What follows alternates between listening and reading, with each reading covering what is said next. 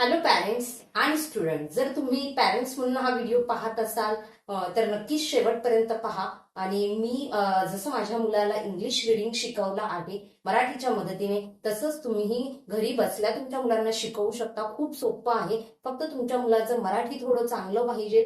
त्याला सगळ्या मराठी स्वर व्यंजनांची प्रॉपर ओळख पाहिजे, ते लिहिता यायला हवे. आणि मग कमाल पहा, तुमचा मुलगा फक्त रिडिंगच नाही करणार, तुमचं मूल हे स्पेलिंग मेकिंगही शिकेल. इतकी सोपी पद्धत आहे. आणि आज आपला डे 1 आहे. तर तुम्ही अजूनही चॅनलला सबस्क्राईब केलं नसेल तर जरूर करा, कारण की ही पूर्ण मी सिरीजच करणार आहे. ज्या पद्धतीने मी माझ्या मुलाला शिकवलं तेच मी तुमच्याबरोबर शेअर करणार आहे. चला तर मग व्हिडिओला सुरुवात करूया. बघा, आपण जेव्हा कोणतीही लँग्वेज शिकवतो मुलांना, तर मला असं वाटतं त्या लँग्वेज बद्दल तुम्ही मुलाला थोडीशी इन्फॉर्मेशन द्यायला हवी. ती लँग्वेज कशी बनली, तिच्यात किती पार्ट आहेत. जशी आपली मराठी भाषेमध्ये 2 पार्ट असतात, स्वर आणि व्यंजन. मिळून मुळाक्षरं तयार होतात. तसंच इंग्लिशचे जे 26 लेटर आहेत ते 2 पार्टमध्ये डिव्हाइड केलेले असतात. त्यातलं एक पार्ट आहे म्हणजे वॉवेल, जे 5 आहेत, आणि रिमेनिंग आहेत ते कॉन्सोनंट, आणि ते 21 आहेत. आणि हे मुलांना बऱ्याचदा माहीतच नसतं. कितीही बरेच मुलांना ही गोष्ट माहीतच नसते की वॉवेल म्हणजे काय, किंवा वॉवेल कोणते आणि कॉन्सोनंट कोणाला म्हणायचं हे माहीत नसतं. तर मला असं वाटतं, जर आपण एखादी भाषा शिकवतो तर ती मुळापासून शिकवायला हवी. आणि हे जे काही 26 लेटर आहेत त्यांचे साऊंड तुम्हाला मुलाला शिकवायचे आहेत, आणि ते आपण मराठीच्या मदतीने शिकवणार आहोत. आता आपण जेव्हा लहानपणी शिकलो तेव्हा ABCD असं शिकलो, आणि त्यानंतर रिडिंग करायला शिकलो, तर त्याच्यात खूप वेळ जातो. तर त्यापेक्षा ही पद्धत खूप बेटर आहे की मुलाला त्या प्रत्येक लेटरचा साऊंड, मुलांना हे माहीतच नसते की हा ए जो आहे, हा ए हे त्याचं लेटर नेम आहे. हे जे ए आहे ते ह्या एचं काय आहे, लेटर नेम आहे. पण त्याचा साऊंड काही वेगळाच आहे.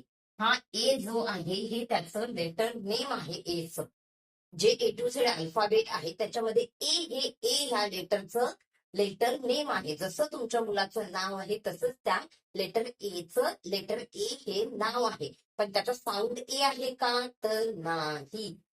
ए ह्या लेटरचा साऊंड एम आहे. असंच मी इथे A to Z सर्व लेटरचे साऊंड दिलेले आहेत. तुम्ही नक्कीच स्क्रीनशॉट काढा, आणि ह्या पद्धतीने मुलांना तुम्हाला शिकवायचं आहे. तर फर्स्ट ऑफ ऑल मुलांना हे समजून सांगा की 26 लेटर असतात, आणि हे सगळं कधी शिकवायचं आहे तुमच्या मुलाला. ABCD रेकग्नाइज करता आली पाहिजे, प्रॉपर त्याला A to Z लिहिता आलं पाहिजे. कोणतंही अक्षर त्याला लिहायला सांगितलं तर ते त्याला लिहिता आलं पाहिजे, किंवा ओळखायला सांगितलं तर ते त्याला ओळखता आलं पाहिजे. आणि त्यानंतरच तुम्हाला तुमची ही जर्नी स्टार्ट होणार आहे रिडिंगची. A for apple, B for ball, A says apple, हे सगळं तुम्ही जरी त्याला आधी शिकवलं असेल तरी त्याला ही गोष्ट माहित पाहिजे की प्रत्येक लेटरला एक साऊंड असतो. पहिलं तुम्ही जरूर शिकवा, A to Z ABCD लिहायला शिकवा, रिकग्नाइज करायला शिकवा. पण त्यानंतरची नेक्स्ट स्टेप आहे रिडिंग मध्ये, की मुलाला प्रत्येक लेटरचा साऊंड शिकवणे. खूप सारे साऊंड आहेत, पण आपण पहिले हे 26 लेटरचे साऊंड पाहणार आहोत. आणि step by step, day by day आपण मुलाला पुढचे साऊंड कसे इंट्रोड्यूस करायचे ते मी पुढे तुम्हाला सांगणारच आहे. तर प्रथम मुलांना वॉवेल सांगा. ह्या 26 लेटर मध्ये वॉवेल कोणते आहेत आणि कॉन्सोनंट कोणते आहेत. तर आता इथे पहा, 5 वॉवेल आहेत. त्यातला A, E, I,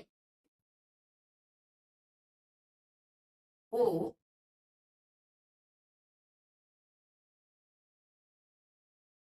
and U, हे काय आहे, 5 वॉवेल आहे. आणि हे जर तुम्हाला मुलांना व्यवस्थितरित्या समजवायचे असतील तर तुम्ही तुमच्या फिंगरचा यूज करू शकता. आणि वाय हा सुद्धा ऍज अ वॉवेल म्हणूनच त्याचा साऊंड होतो, पण ते लगेच सांगायची गरज नाही. 5 वॉवेल सांगण्यासाठी तुम्ही तुमची ही 5 फिंगर यूज करू शकता. A, E, I, O, you असं तुम्ही त्यांना सांगू शकता फिंगर ड्रॉ करून त्यांना मेमराईज होण्यासाठी. मुलांना कधीही विचारलं तरी त्यांना 5 व्हॉवेल कोणते आहेत ते सांगता आले पाहिजे. ओके. आणि जे व्हॉवेलला सोडून रिमेनिंग आहेत लेटर ते काय आहेत कॉन्सनंट, आणि ते किती आहेत तर 21 आहेत. ओके. हे सगळं समजून झाल्यावर तुम्हाला साऊंडकडे जायचं आहे. तर बघा इथे एचा साऊंड काय आहे ऍ. एचा साऊंड काय आहे ऍ. आपण मराठी आहोत, तुम्ही जर हिंदी असाल तर तुम्ही हिंदीमध्ये सांगता, म्हणजे साऊंड सेमच होणार आहे मराठी असो किंवा हिंदी असो. तर एचा साऊंड काय आहे ऍ. बीचा, आणि हे मुलांकडून लिहूनही घ्यायचं आहे. लिहून का घ्यायचं तुम्हाला सांगते, हे फक्त ओरली करू नका. एचा साऊंड ऍ, बीचा साऊंड ब. तर मुलांना हे असं ए इकडे एबीसीडी लिहून पुढे त्याचा साऊंड प्रॉपर लिहायला लावा. त्याचा फायदा काय होतो ते तुम्हाला नंतर कळेल. जेव्हा स्पेलिंग मेकिंगची वेळ येते तेव्हा त्यांना ह्या सगळ्या साऊंडचा फायदा होतो. जे त्यांनी लिहिलेले असतात आणि त्याच्यावरून ते स्पेलिंग बनवायला शिकतात. ते सगळं मी तुम्हाला सांगणार आहे. तर एचा साऊंड आहे ऍ. मी इथे पुढे ए ए ए से ऍपल लिहिलं नाही, कारण की इथे तेवढी जागा नाही आहे. तुम्ही शिकवताना तसेही शिकू शकता. बीचा साऊंड आहे ब. सीचा साऊंड आहे क.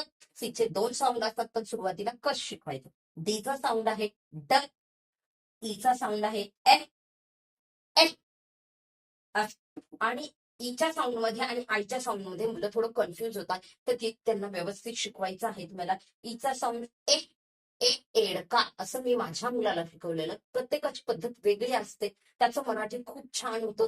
तो इंग्लिश मिडियमला असूनही मी त्याला मराठी अगोदर सगळं शिकवलेलं. मराठी तो डिक्टेशनही खूप सुंदर लिहित होता. मी डिक्टेट करायची, ते सगळे सेंटेन्स तो लिहून काढायचा. त्याचं मराठी छानच होतं. त्यामुळे मला इंग्लिश शिकवताना जास्त स्ट्रेस आला नाही. खूप पटकन तो रीडिंग, रायटिंग, स्पेलिंग देखील सर्व शिकला. तर ईचा साऊंड ए. मी माझ्या मुलीला सांगायची की एड का, मग त्याच्या ते प्रॉपर लक्षात राहायचं.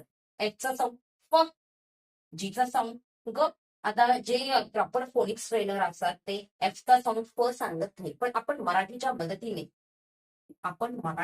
मदतीने शिकत आहोत, त्यामुळे मी इथे फ बोलते. तसं एफचा प्रॉपर साऊंड आहे, पण मुलांना ते जमत नाही बऱ्याचदा. जीचा साऊंड ग.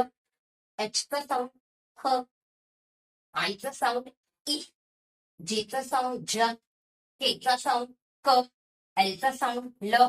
एमचा साऊंड म. हे मराठीमध्ये. पण जर फोनिक्स ट्रेनर शिकवत असेल तर त्या सांगणार की एमचा साऊंड असं बोलायचं. पण मराठीच्या मदतीने जर तुम्हाला शिकवायचं असेल तर तुम्ही सांगूच शकता एमचा साऊंड म, एमचा साऊंड न, आणि फोनिक्स ट्रेनर असं सांगणार. ओचा साऊंड अ. पीचा साऊंड प. क्यूचा साऊंड क्व. आरचा साऊंड र किंवा र.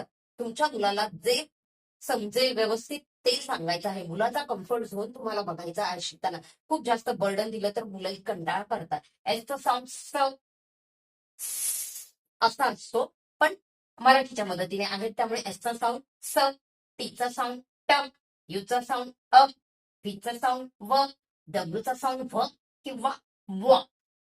एक्सचा साऊंड क्स. वायचं साऊंड य. आणि झेडचं साऊंड झ.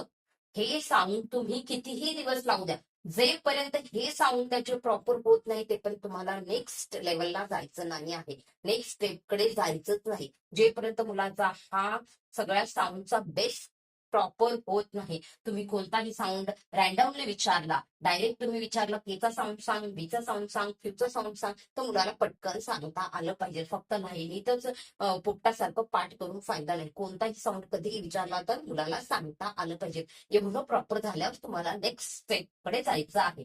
तर आता हे ए टू झेड साऊंड इतके प्रॉपर त्यासाठी तुम्ही करून घेतले पाहिजे, डेली प्रॅक्टिस केली पाहिजे. मुलाला ए टू झेड एबीसीडी लिहायला द्या आणि त्याच्या पुढे त्याचा प्रत्येक साऊंड मुलाला मराठीत लिहायला लावा. फक्त ओरली बोलायला लावू नका. ओरली पहिलं बोलून घ्या, पण नंतर मुलाला लिहिताही आलं पाहिजे. त्याचा स्पेलिंग मेकिंग मध्ये फायदा होतो. ते पण मुलांना व्ही आणि डब्ल्यूच्या साऊंड मध्ये पण प्रॉब्लेम होतो.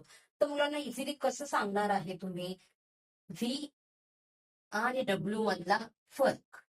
आता व्ही बोलताना आपण जेव्हा व्हॅन बोलतो तेव्हा मुलांना सांगायचं तुमच्या लिप आपण बोलायचं आणि मुलांना आपल्याला पाहायला सांगायचं. जेव्हा आपण व्हॅन बोलतो तेव्हा आपले लिप काय होतात, व्या बोलल्यावर लिप आपले स्प्रेड होतात.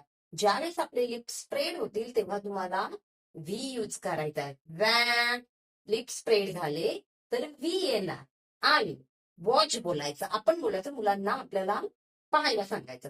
वॉच. जेव्हा आपले लिप असे ओपन होतात तेव्हा डब्ल्यू येतो.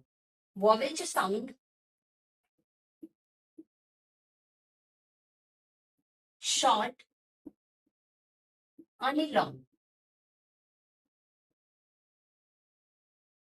असे असतात. तर आपण सुरुवातीला मुलांना फक्त शॉर्ट साऊंडच वॉवेलचे शिकवणार आहोत. आणि नंतर जेव्हा त्यांना टू लेटर 3 लेटर वर्ड व्यवस्थित रीड करायला जमतील त्यानंतर आपण त्यांना लॉंग साऊंड इंट्रोड्यूस करणार आहोत. ते मी नेक्स्ट व्हिडिओमध्ये तुम्हाला सांगेल. आणि प्रत्येक वॉवेलचे किती साऊंड असतात, ते कसे यूज होतात, हे सगळं मी डिटेलमध्ये मराठीमध्ये सांगणार आहे, मराठीच्या मदतीने. त्यामुळे जर तुम्हाला व्हिडिओ आवडला असेल तर आपल्या चॅनलला नक्कीच एक लाईक, शेअर आणि सबस्क्राईब करा आणि जास्तीत जास्त पॅरेंट्स पर्यंत हा व्हिडिओ पोहोचवा. व्हिडिओ पाहिल्याबद्दल धन्यवाद.